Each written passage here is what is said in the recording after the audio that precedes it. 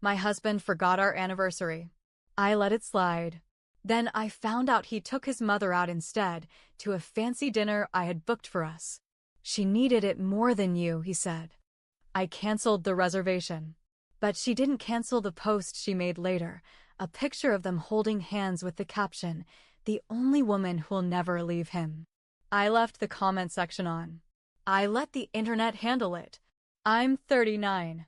My husband, Aaron, is 42. We live in Austin, Texas. We've been married for 6 years, together for 8. I work in health insurance filling. He works in IT for the city. We live a pretty normal life. Nothing flashy, just steady. Aaron isn't a loud guy. He's the type that lets other people talk first. He never liked big groups. I used to find that calming. I thought he was gentle, easy to be around, not one of those look-at-me types. But over the years, that quiet started feeling like something else. He stopped doing small, kind things.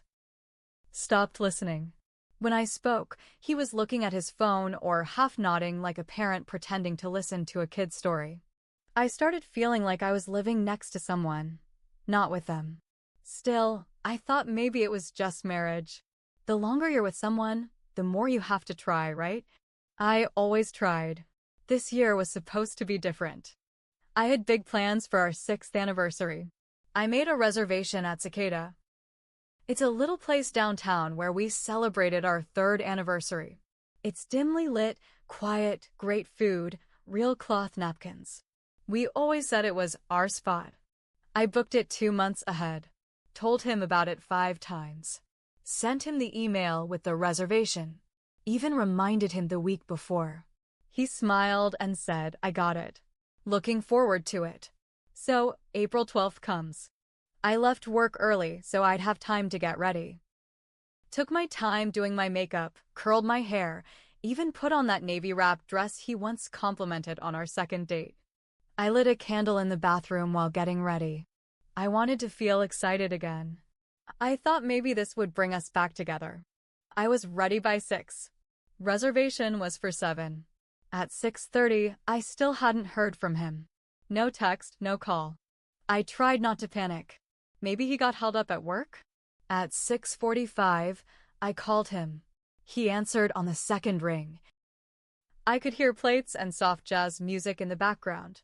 "Hey," I said, trying to sound normal. "You on your way?" "To what?" he asked. I laughed a little, thinking maybe he was joking. "Dinner? Our anniversary." He went quiet, then said, "Wait, that's tonight?" I sat down on the edge of the bed. "Yes, Aaron. It's today, April 12th. I've told you so many times." He sighed, not apologetic. Annoyed. "Shit. I thought that was next week. Where are you?" "I'm at Cicada." I thought I misheard him. "You're where?" "Cicada. Mom had a rough week." I figured she needed to get out of the house. I used the email confirmation you sent me. I couldn't even speak for a second. He kept going like it was no big deal. "She's been feeling down, and honestly, I didn't want her sitting home alone." "You're fine. You're strong. She needed this more than you right now." I hung up. I didn't cry. Not yet. I just sat there, numb, in full makeup and heels, staring at the wall. Then I called the restaurant. Told them to cancel the reservation under my name. Told them the people there weren't authorized to use it anymore.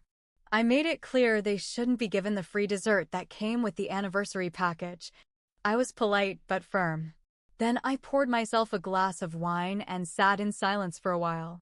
At around 9:15, I got a Facebook notification. His mom had posted a picture. Her and Aaron, smiling at Cicada. Candles on the table. Plates empty. Wine glasses full. She captioned it, "The only woman who'll never leave him." That hit like a knife to the chest. She knew what day it was. She's the kind of woman who has a wall calendar and highlights birthdays, anniversaries, and dental appointments. She didn't forget.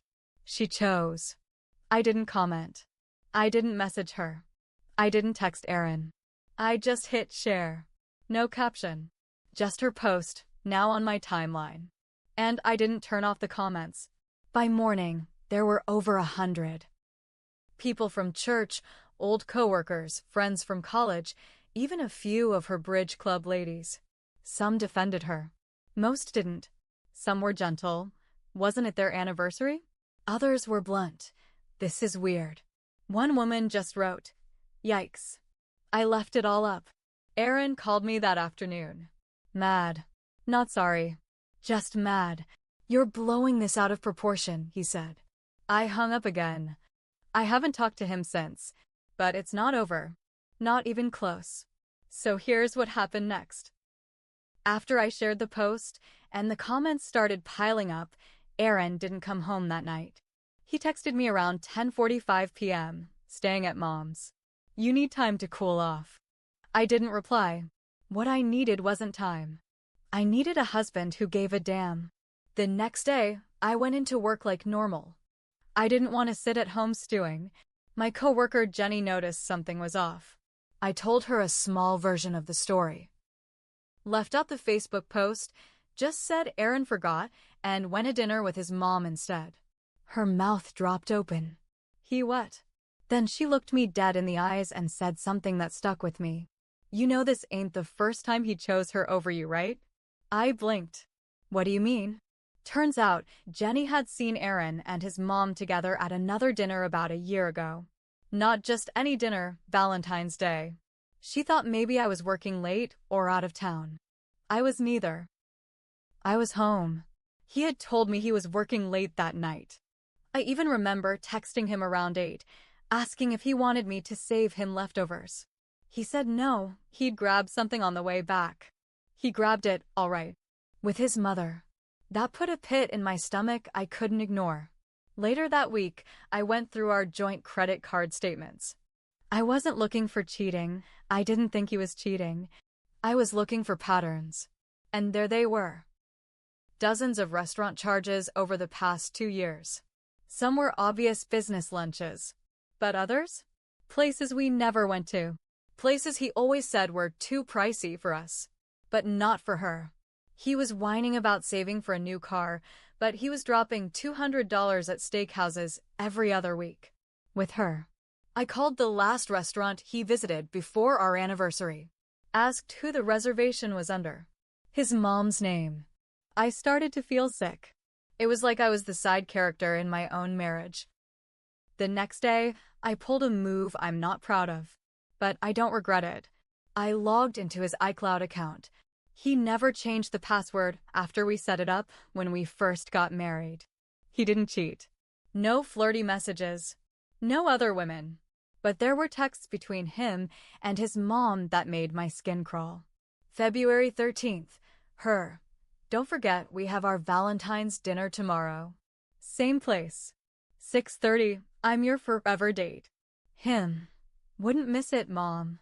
You're my #1 girl." Her. "She'll be fine. You know how strong she is. Not like me." Him. "I know. She never complains." They had dinner dates. Weekly ones. He never told me. Sometimes twice a week. She called it their tradition.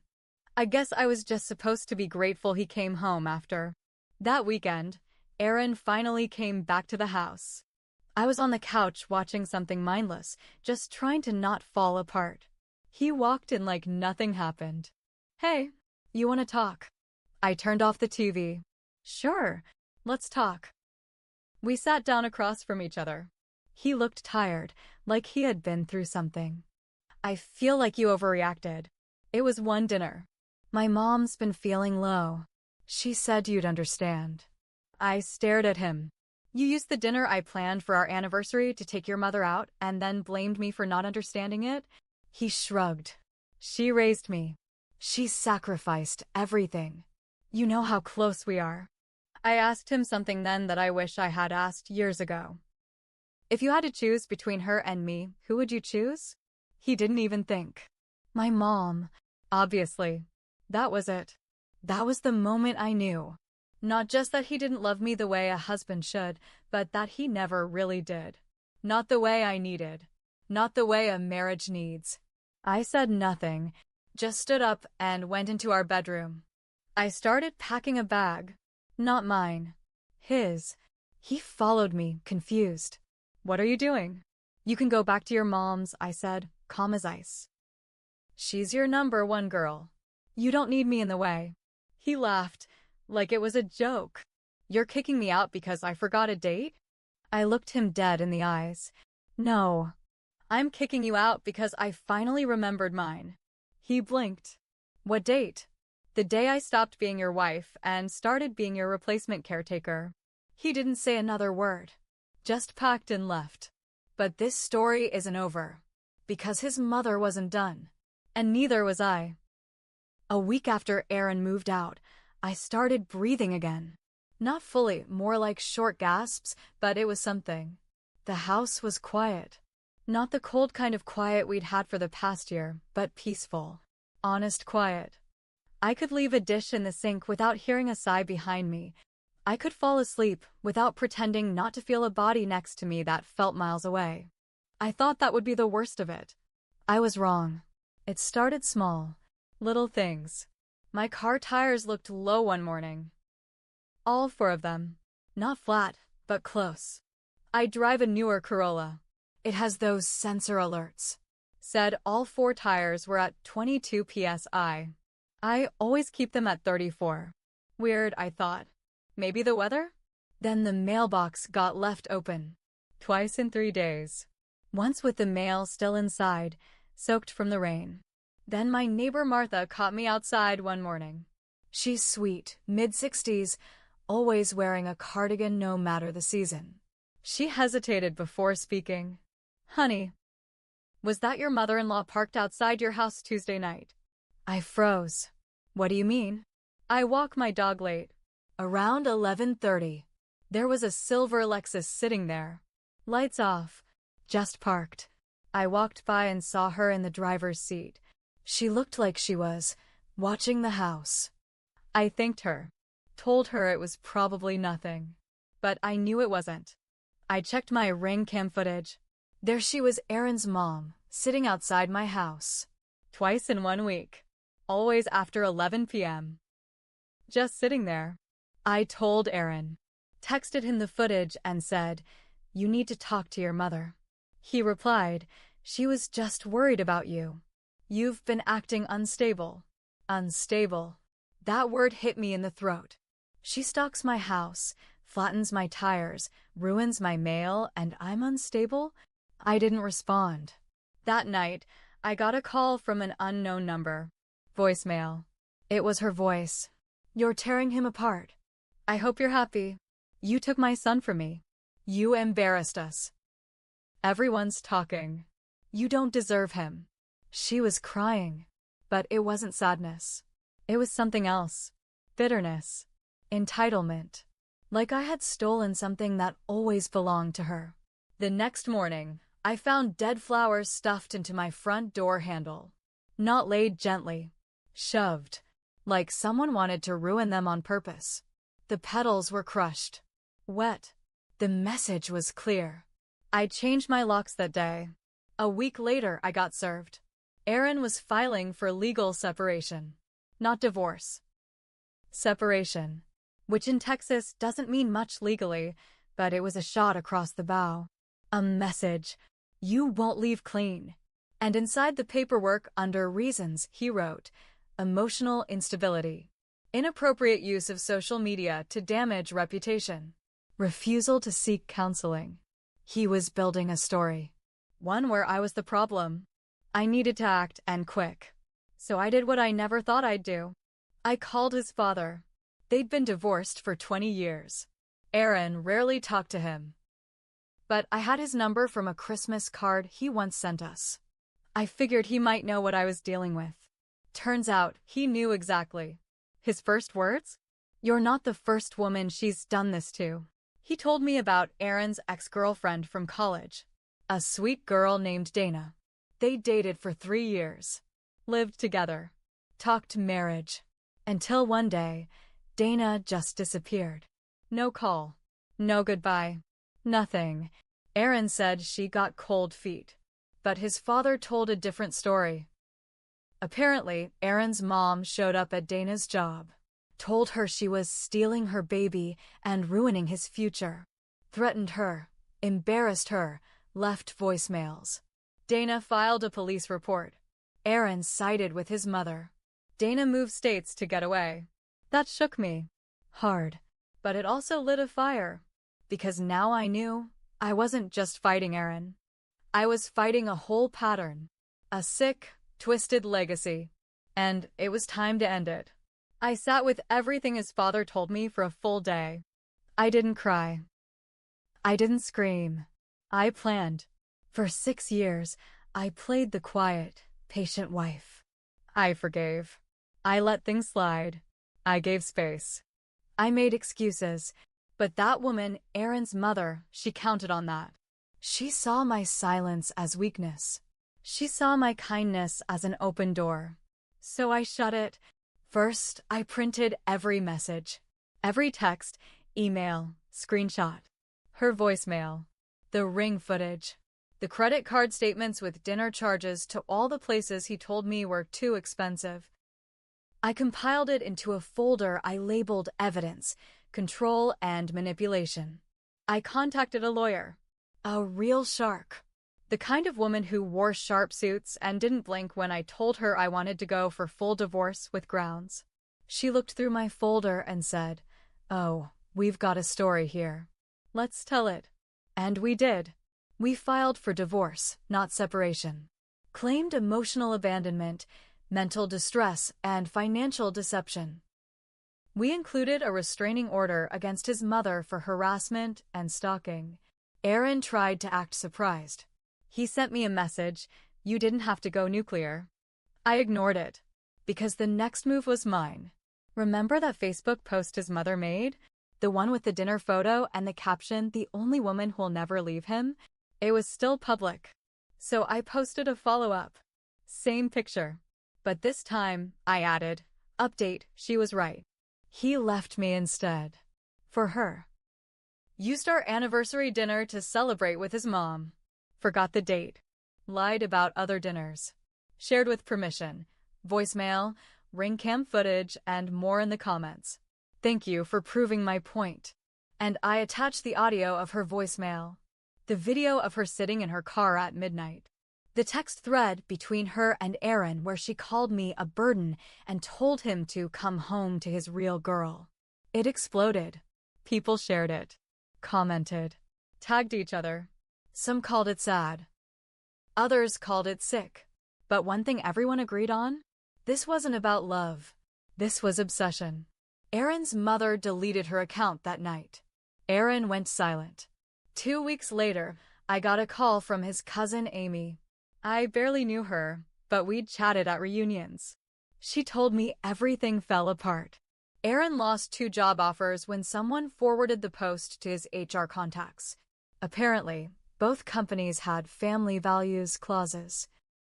His mother was banned from her church after some of the ladies there saw the videos and confronted her. And Erin? He was staying at a hotel now. Because she wouldn't let him stay at her house anymore. Not after he lost the jobs. Not after people started looking at her sideways in public. She blamed him for the fallout. All of it. He finally saw what I had seen all along, but it was too late. The divorce went through fast. My lawyer made sure I got everything I asked for. I kept the house. The car. I even got partial spousal support, since I'd helped him pay off his student loans during our marriage. He didn't fight it. He didn't have the strength anymore. He called once. Just once. I let it go to voicemail. I messed up. I see that now. I lost you because I let her control everything. I didn't know how to choose. I thought I was doing the right thing. I was wrong. I don't expect forgiveness. I just wanted you to know I get it now. I didn't call back. Because some lessons come too late. And some people don't deserve a second chance. I wasn't perfect either. I let things slide. I didn't speak up sooner. I waited, hoping things would change. But I've learned something from all this. Silence doesn't save you. Truth does. And sometimes, Revenge doesn't look like screaming or slamming doors. Sometimes, it looks like letting the world see exactly what someone wants to keep hidden, and then walking away while it burns.